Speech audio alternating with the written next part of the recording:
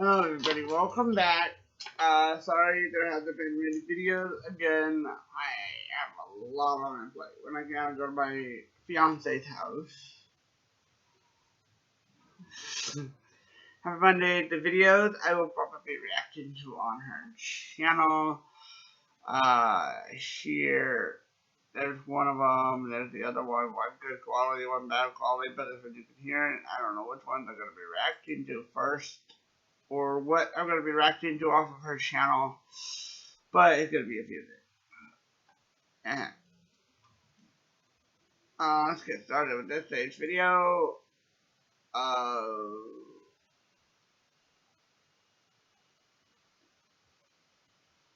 Top 10 crossovers that blew our mind as kids. Hey, Scoob, dig this guy's crazy hairdo. Yeah.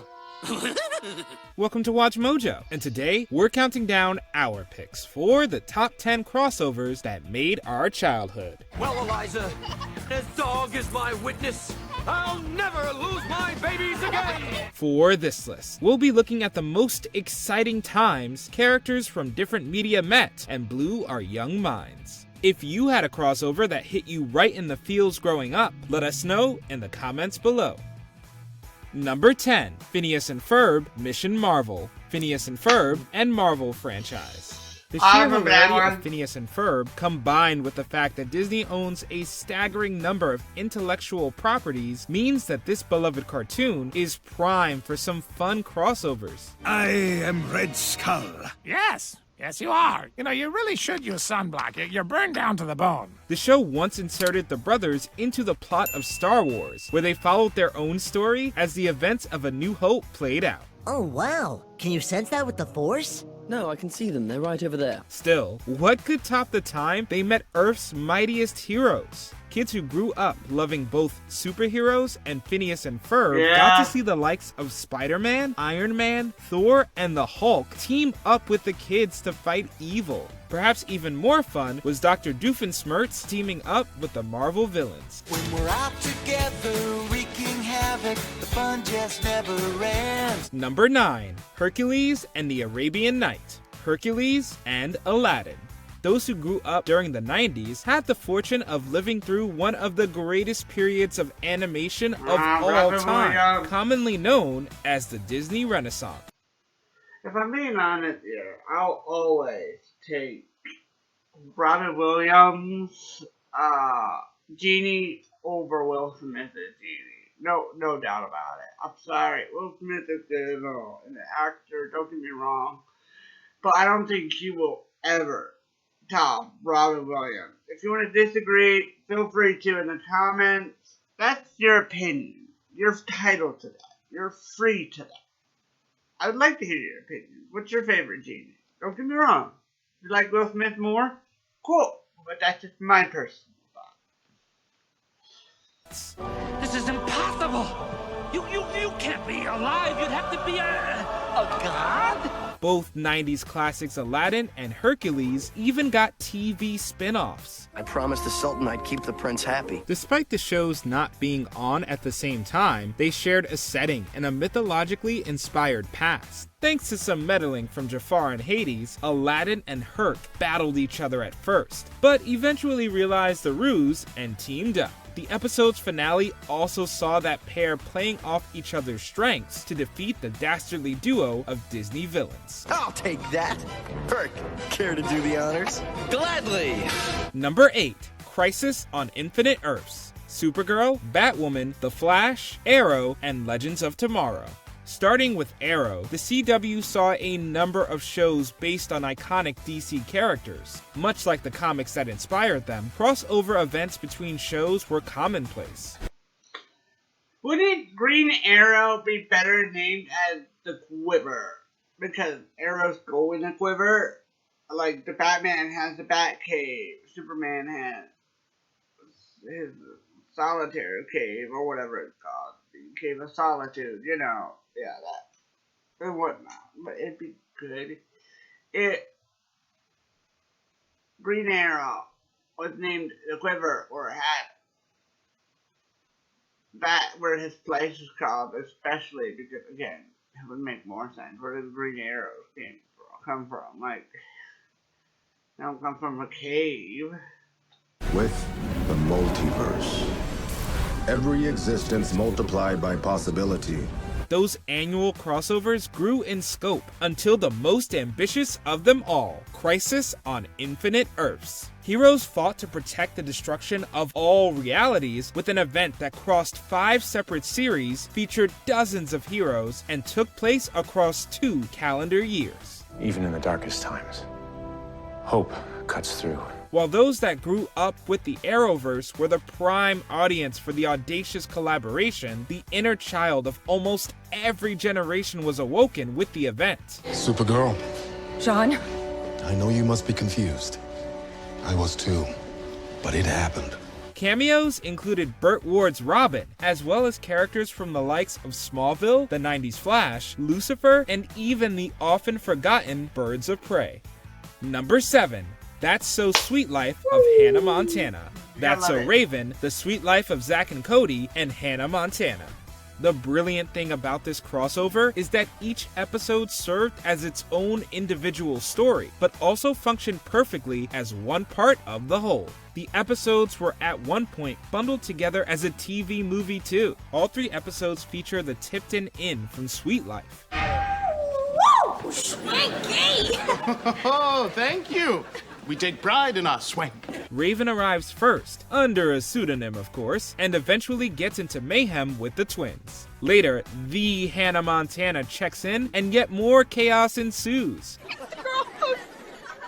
She has the name. This is New Jersey, Nebraska, Arizona. We have to say though, Hannah Montana befriending Maddie Fitzpatrick is a duo strong enough to rival the force of Zack and Cody themselves. Hold these phone books. I just want to say goodbye and thanks for the tickets. Your concert was awesome. Thanks. Now bounce up and down. Number 6. Rugrats Go Wild. I remember Rugrats that and movie. the Wild Thornberrys. After dominating the small screen for decades, a number Wild Thornberrys. After dominating the small Hey, there's me, Law in the corner. I'm teasing. screen for decades, a number of Nicktoon characters got theatrical adaptations. Hello, Mumsy. Having a jolly holiday? In fact, the 3rd Rugrats film and 2nd Wild Thornberrys film were actually one in the same. You're never gonna have real adventures. You're just a backyard baby with a diaper full of dreams. It revealed that Tommy, like so many of the show's viewers, was a Nigel Thornberry fan, and by chance, both ended up on the same island. As was so often the case with the Rugrats gang, they found themselves lost. This gave a number of the 2 shows' different characters a chance to meet, perhaps most notably Eliza and Spike the dog. You know, it's funny. For a minute there, I thought I actually heard you talking to me. Eliza's ability to speak to animals gave Rugrats fans their first opportunity to hear from the beloved pet, who was voiced by Bruce Willis. Number 5. The TGIF Time Warp. Sabrina the Teenage Witch, Boy Meets World, You Wish, and Teen Angel. There are few programming blocks as iconic or legendary as ABC's TGIF lineup of the 90s. How much did you hear? I heard you talking to Satan. Sabrina the Teenage Witch and Boy Meets World were stalwarts, and Sabrina at one point even had a cameo after Corey and company met a group of witches. Soon after, there was a much more ambitious crossover. Time travel antics began on Sabrina when Salem swallowed a time ball and jumped across different shows, sending each to a different decade. What's going on? How'd I get back in the 60s? Where's my time ball? After Sabrina ended up in the 60s, Boy Meets World was thrown back to the 40s, with Corey preparing to leave for war. Next up, the Genie show You Wish traveled to the 1950s, and the saga wrapped up in the 70s on Teen Angel. I wish life could be like the 70s again. Ooh, that is a bad thing to say when you're holding a magical time-traveling cat. Number 4. The Jetsons meet the Flintstones. The Jetsons and the Flintstones. Going all the way back to the late 50s, the Hanna-Barbera company at the time had a stable of the most popular cartoon characters ever assembled. Meet George Jetson. Perhaps most famous were a pair of cartoon sitcom families living in distinct time periods, the Flintstones and the Jetsons. Each helped define the childhoods of a certain generation. When a crossover film was eventually produced years later, through some time travel antics, the Jetsons were sent back to the Stone Age. Once there, they quickly befriended the Flintstones and the Rubbles. It's very comfy. Made of genuine shale. I kind of thought so. The technological gap was, luckily, hardly a hurdle in their fast friendship. Guess you're back in the fast lane again, George. Thanks to you and your car, Fred. Well, the thanks we were looking for was your help in getting us back to the dirt lane. Number 3, the Jimmy Timmy Power Hour, the Fairly Odd Parents, and the Adventures of Jimmy Neutron, Boy Genius. At first glance, the worlds of Jimmy Neutron and Timmy Turner may not have seemed entirely compatible. After all, one was traditionally animated and focused. Especially the movie that he goes on a secret agent mission, the alien with the big chicken man. I kind of want to watch that stage again, just to watch that. Like, it's been forever since I've seen Jimmy Neutron. And, well, as well as Fairy Out There. Don't get me wrong. Whew. Focused on magic, while the other was computer animated and featured a character who solved problems with science. Don't be like that, Goddard. It's just a simple tune-up. Our young minds were blown, however, when a trio of crossover specials proved them to be the perfect pairing. The unique themes of being an only child of 10 or 11 was shared in both shows and gave them common ground when they met up. The two even ended up sharing an interest in Cindy. May I help you? Is Cindy home? Plus, we got a swap in art styles too, which we still can't decide is creepy or cool. Hey Wanda, stand over there and I'll take your picture. Number 2, Bravo Doobie-Doo, Scooby-Doo franchise, and Johnny Bravo. This episode inserted Johnny into the familiar format of a Scooby-Doo adventure where he met the gang after being picked up by the Mystery Machine. Hi there. My car just broke down and I was wondering if you guys could give me a lift. In typical Johnny Bravo fashion, he hung a lampshade on many of the tropes that appeared in nearly every Scooby-Doo episode. Johnny pointed out things like the laugh track and the fact that no one seemed to find it odd that the dog talks. Other highlights included a zany chase sequence, Velma and Johnny both losing their glasses, Fred and Daphne getting some alone time, and a ghost revealed to be a person in the mask. Joe Barbera? Who's that? All right, enough with the silly masks. It wouldn't be the last time the Scooby Gang would cross over, however, as they even eventually met the Winchester Boys in an episode of Supernatural. So we're stuck in a cartoon with a talking dog. Not just any talking dog, the talking dog. Before we unveil our top pick, here are a few honorable mentions. Ghost Story, Rugrats, and Real Monsters. The Rugrats tell scary stories with some real monsters in them. Get 'em, monsters! Eddie Munster, Foster's Home for Imaginary Friends, and Ed, and Eddie. Ed, and Eddie briefly cross paths with the imaginary friends. He must be disturbed from his slumber. He becomes quite vicious when alarmed. Counting on it. I'm telling Mom! Who on Wild Wild West, Cousin Skeeter and Keenan and Kel. Skeeter meets up with Keenan and Kel on a western vacation. Skeeter, I think there's somebody else in your bed. Nah, not just somebody. My name's Skeeter. I come from Manhattan. My skills are fat and I'm smoother than satin. Big Time Beach Party, Big Time Rush, and SpongeBob SquarePants. SpongeBob's friend, Patchy the Pirate, looks for gold with the band. I remember that! Not just any pirate, Patchy the Pirate. Rufus, Lilo and Stitch the series, and Kim Possible. Everyone's favorite naked mole rat meets everyone's favorite Hawaiian alien. Kim Possible? Oh, no, you don't. I'm sorry.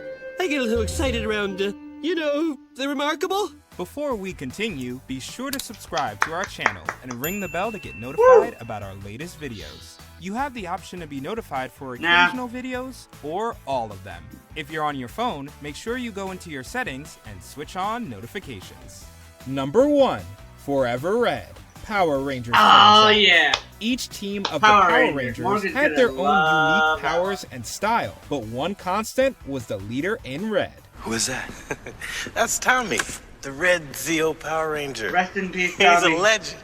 So, for its 10-year anniversary, the show pulled off something truly special. Reviving an iconic enemy from its early days, a special episode of Wild Force saw every leader Red Ranger from the show's history, including fan favorites Tommy and Jason, brought together to form a super team to defeat the Machine Empire. We have to stop them here, on the moon. We're the only chance Earth has. The episode was iconic for children of the time, as well as fans from seasons past. By filling the episode with references and killer action, it proved to be one of the best Power Ranger episodes ever. Wow. You got that so right. that was Tommy. He really is the greatest Ranger. Did you enjoy this video? Let me know what you guys' favorite was, or y'all favorite was. Again, I honestly, so many good ones. Power Rangers, Rugrats, Scooby-Doo, Johnny Bravo, so many good ones. I don't even know where to start. If you've seen all of those, you have an amazing childhood. That's for sure. Well, I'm going to end this video here. Hope you guys have a great day or night, depending on when you're watching this. Oh, wait.